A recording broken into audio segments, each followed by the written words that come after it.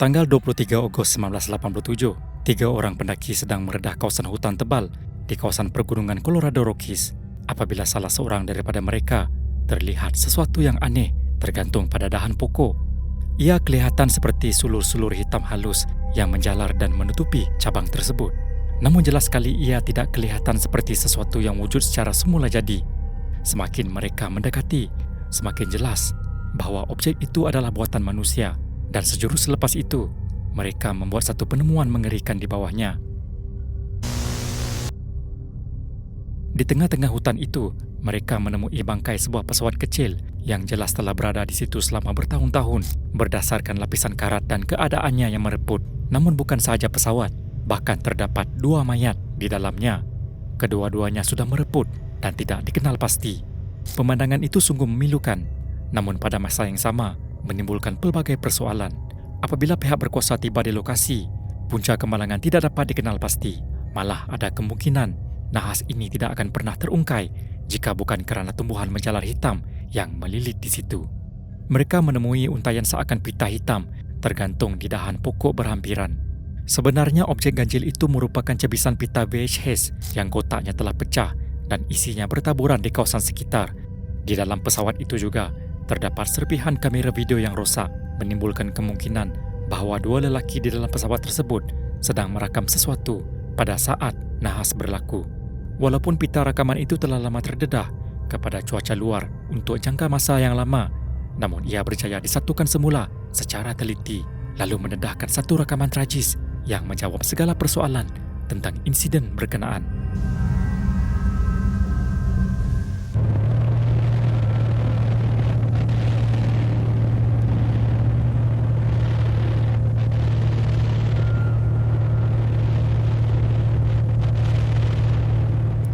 Di dalam pesawat itu, terdapat seorang juruterbang berusia 36 tahun, James Cadell, yang membawa rakannya, Ronald Willman, untuk penerbangan daripada Grand Bay ke Jeffco, 2 lapangan terbang kecil di Colorado yang terletak berhampiran kaki bukit pergunungan Rocky.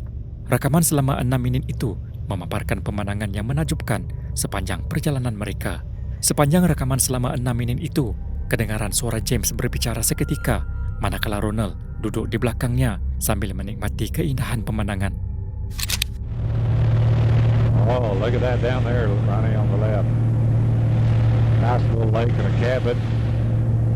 Namun momen-momen berikutnya dalam rakaman itu dikenal pasti oleh pakar penerbangan sebagai punca utama tragedi yang merenggut nyawa kedua-dua sahabat itu. Di sekeliling mereka terdapat gunung ganang yang menjulang tinggi. Meskipun kelihatan mempesonakan, ia sebenarnya bakal menjadi penghalang maut buat juruterbang tersebut. Disebabkan oleh fenomena yang dikenali sebagai density altitude, pesawat kecil itu tidak mampu mendaki ke altitude yang lebih tinggi dalam masa yang cukup untuk melepasi gunung-gunung tersebut.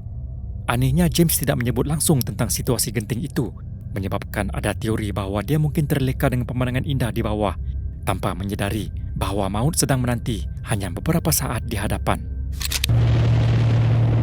Those dead trees down there. A whole bunch of them back up in here, those beetles.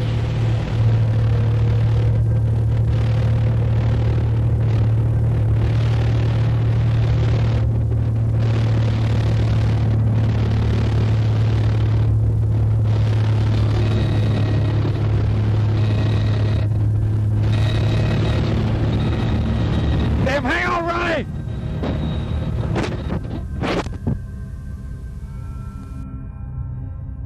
Menyedari keadaan mereka yang semakin kritikal, James terpaksa cuba membuat pusingan U yang hampir mustahil dilakukan. Cubaan itu menyebabkan pesawat kehilangan daya angkat dan terhenti di udara sebelum menjunam ke bawah dengan pantas. Rakaman itu terhenti hanya beberapa saat sebelum hentaman berlaku, sekaligus merenggut nyawa kedua-dua sahabat itu dalam sekelip mata. Bangkai pesawat itu kekal terdampar di lokasi itu selama lebih 3 tahun, sehinggalah secara kebetulan 3 orang pendaki tadi melalui kawasan tersebut. Hari ini rakaman itu digunakan sebagai pengajaran kepada ramai juruterbang baru. Banyak sekolah penerbangan di seluruh negara menayangkan video tersebut kepada pelajar mereka dengan harapan untuk mengelakkan tragedi serupa daripada berulang.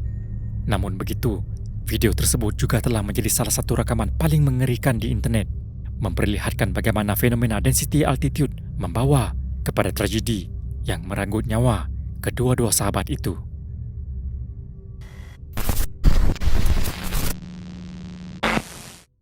I'm gonna go try to get them to stop doing that. Seorang pegawai polis yang sedang melakukan rondaan di sebuah taman di Arlington, Virginia, didatangi oleh sebuah keluarga yang kelihatan cemas. Mereka mendakwa ada seseorang di kawasan kejiranan berdekatan melepaskan tembakan menggunakan pistol suar. Pegawai tersebut turut mendengar bunyi itu lalu menjejaki sumbernya sehingga tiba di kediaman milik James Yu, seorang lelaki berusia 56 tahun. James Yu tinggal bersendirian di sebuah unit rumah berkembar. Menurut jiran tetangga, dia dikenali sebagai seorang penyendiri dengan tingkah laku yang agak aneh. Di media sosial, dia sering memuanai hantaran mendakwa dirinya menjadi mangsa penipuan oleh pelbagai agensi kerajaan. Dia mempunyai rasa tidak percaya mendalam terhadap kerajaan Amerika Syarikat serta penguat kuasa undang-undang. Malah dia yakin bahawa ramai pihak termasuk bekas isterinya, FBI dan juga jiran-jirannya sedang berkomplot untuk menamatkan riwayat hidupnya. Apa yang dikatakannya dilihat sebagai tidak masuk akal. Begitu juga dengan perbuatannya. Dalam beberapa bulan sebelum insiden, James dilihat menutup semua tingkap rumahnya dengan beg plastik sampah dan plastik aluminium. Pokok-pokok di halaman rumahnya juga dibalut dengan tisu tandas. Walaupun perbuatannya sebelum ini tidak mendatangkan bahaya kepada sesiapa, namun ketika itu keadaan menjadi semakin tegang. Apabila pihak polis tiba di rumahnya, James sedang melepaskan tembakan menggunakan pistol suar melalui tingkap rumahnya berulang-ulang kali ke udara. Walaupun telah beberapa kali diarahkan supaya berhenti, dia langsung tidak mengindahkannya. Arlington County Police! Stop shooting the flares! Mr. Yu, can you hear me? Mr. Yu! Dalam tempoh 25 minit, James melepaskan sebanyak 41 tembakan suar, semuanya tanpa memberikan sebarang penjelasan. Malah sepanjang insiden, dia tidak pernah mengeluarkan sepatah perkataan pun. Bimbang akan keselamatan orang ramai, pihak polis berusaha memanggil James keluar dari rumah untuk disoal siasat. James, Arlington Police, come to the front door with your hands up. Do it now. We have your building surrounded. We are not leaving. Pada ketika itu, mereka tidak pasti sama ada dia merupakan ancaman. Berkali-kali mereka memanggilnya, bermula dengan nada memujuk sehingga beralih kepada arahan yang lebih tegas. Namun James tetap membisu dan tidak memberikan sebarang respon. Apabila keadaan semakin tegang, pihak berkuasa akhirnya membawa masuk sebuah kenderaan khas untuk merempuh pintu rumahnya. Mereka kemudiannya menyembur gas pemedih mata ke dalam rumahnya dengan harapan dapat memaksa James keluar. James, stay away from your front door. Stay away from your front door. Tetapi sebaliknya berlaku. James mula melepaskan tembakan sekali lagi dan kali ini senjata yang digunakannya bukan lagi pistol suar. Sebaliknya kali ini dia sudah pun memegang senjata api yang sebenar. Mujurlah tiada satu pun tembakan yang dilepaskan itu mengenai sesiapa. Namun dengan situasi yang semakin berbahaya, para pegawai memutuskan untuk berundur seketika bagi merangka strategi baru untuk menahannya. Tetapi apa saja rancangan yang mereka susun tidak pernah sempat dilaksanakan.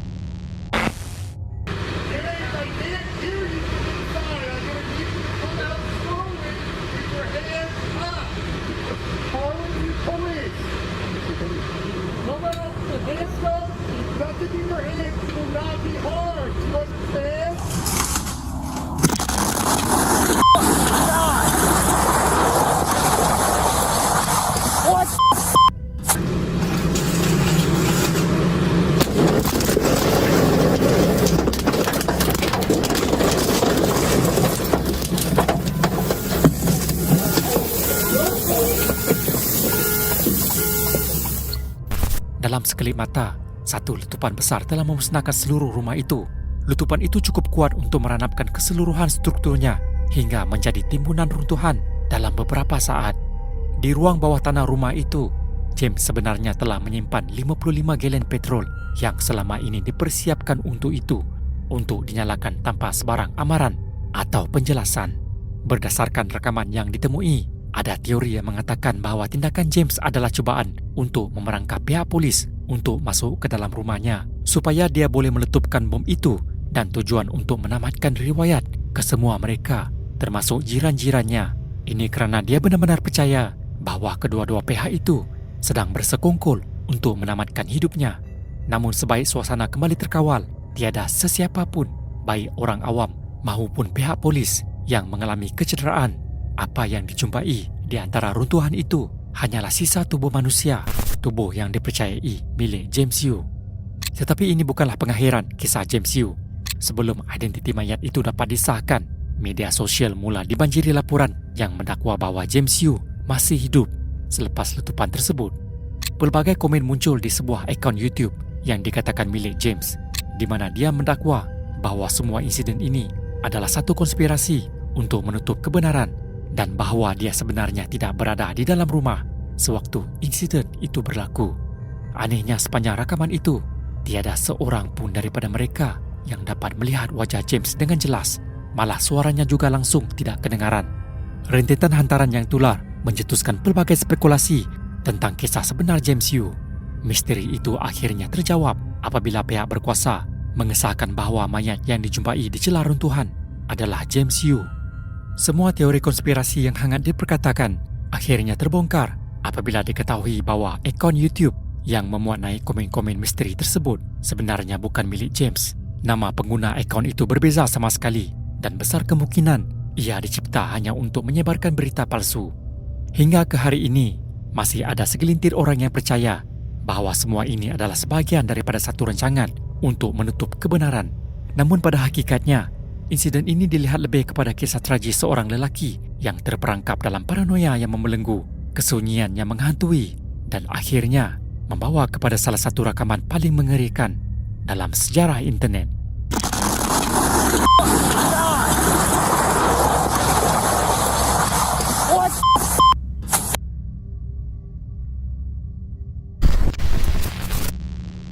Pada 18 April 2010, seorang lelaki berusia 39 tahun bernama Gavin Collins telah dibebaskan dari penjara HMP Renby, United Kingdom. Namun kebebasan itu hanya bertahan kurang daripada 24 jam. Keesokan harinya, beliau mengalami gangguan mental yang teruk sehingga menyebabkan satu siri kejadian ganas yang menggemparkan dan akhirnya membawa kepada kematian seorang lelaki warga emas. Sebahagian daripada insiden ini direkam melalui beberapa kamera dan kemudian tersebar di platform YouTube, menjadikannya antara video tergelap pernah dimuat naik ke laman tersebut. Gavin Collins memiliki rekod jenayah berkaitan pecah rumah dan pernah menjalani hukuman penjara selama beberapa tahun. Namun kelakuannya di dalam penjara menunjukkan tanda-tanda bahawa beliau mengalami gangguan mental yang serius. Pada Mac 2010, ketika hampir dibebaskan lebih awal atas kelakuan baik, ujian air kencingnya didapati positif dadah. Akibatnya, pembebasannya ditangguhkan. Insiden ini mencetuskan kemarahan melampau pada diri Gavin sehingga beliau menyerang seorang pegawai penjara, menyemburkan bahan kimia yang mengandungi peluntur serta membakar sel penjaranya. Kurang seminggu kemudian, beliau sekali lagi memulakan kebakaran di selnya. Apabila seorang pegawai cuba memadamkan api, Gavin menyerangnya dengan sebilah pisau plastik sambil melaungkan bahawa membunuh pegawai tersebut akan menjadi satu keseronokan. Walaupun siri keganasan ini jelas menunjukkan Gavin tidak stabil dan berbahaya, pihak berkuasa penjara masih meluluskan pembebasannya pada 18 April 2010. Keputusan ini terbukti membawa padah dalam tempoh 24 jam berikutnya. Pada pagi 19 April 2010, kira-kira jam 9 pagi, Gavin meninggalkan rumahnya dalam keadaan tidak menentu. Saksi-saksi mendakwa melihat beliau berjalan di tepi jalan sambil meracau bahawa dirinya adalah Yesus dan kononnya kebal. Tanpa amaran, Gavin memasuki sebuah rumah secara paksa, mencuri kunci kereta pemilik rumah dan melarikan diri dengan kenderaan tersebut. Di dalam kereta itu terdapat 2 kamera, satu di bahagian luar dan satu lagi kamera dalaman yang merakam keadaan Gavin.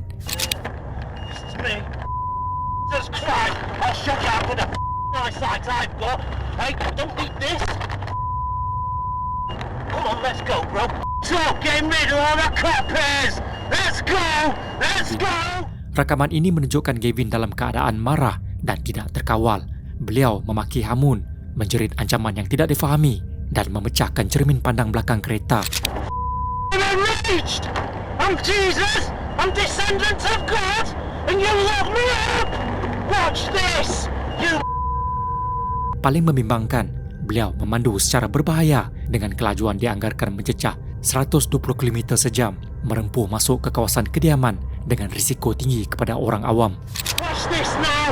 I'm getting stronger and stronger by the second. Woohoo! Woohoo! Tidak lama kemudian, Gavin memecut laju sebelum melanggar sebuah rumah batu dengan kelajuan penuh.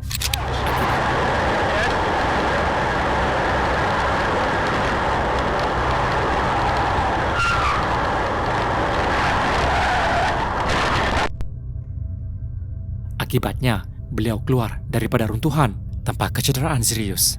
Dan lebih mengejutkan, terus merampas sebuah lagi kenderaan daripada seorang wanita di kawasan berhampiran.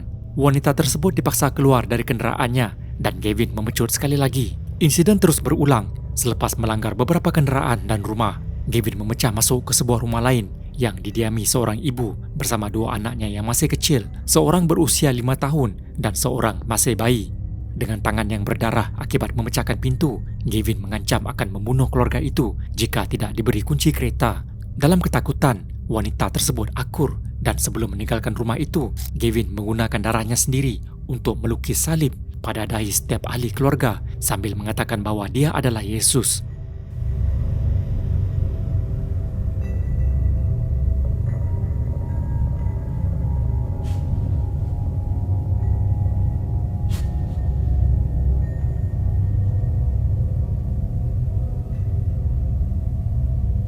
Amukan Gavin mencapai kemuncak apabila beliau memandu secara melulu dan melanggar seorang lelaki berusia 87 tahun bernama Terry Redford yang sedang berdiri berhampiran perhentian bas. Pelanggaran itu menyebabkan Terry mengalami kecederaan parah yang akhirnya merenggut nyawanya. Terry merupakan seorang guru bersara yang digambarkan oleh keluarganya sebagai seorang datuk, bapa dan anak yang penyayang. Walaupun telah menyebabkan kematian dan kemusnahan harta benda, Gavin tidak menunjukkan sebarang penyesalan. Malah beliau melaungkan, "Aku telah membunuh syaitan, sebaik saja melanggar Terry." Akhirnya pihak polis berjaya mengepung dan menangkap Gavin selepas kenderaannya merempuh sebuah rumah lagi.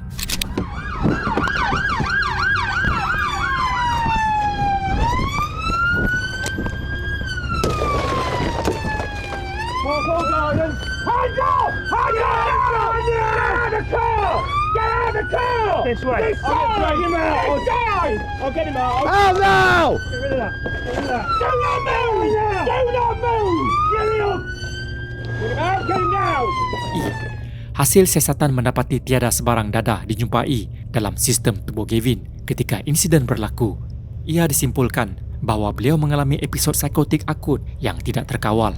Dalam perbicaraan, Gavin dijatuhi hukuman penjara selama 21 tahun atas kesalahan membunuh dan mencederakan orang awam. Tragedi yang menimpa Terry Redford menjadi pengajaran penting tentang perlunya sistem penjara yang lebih peka terhadap kesihatan mental banduan dalam era moden di mana teknologi seperti dashcam merakam segala-galanya. Insiden ini kekal sebagai salah satu rakaman paling gelap dalam sejarah internet.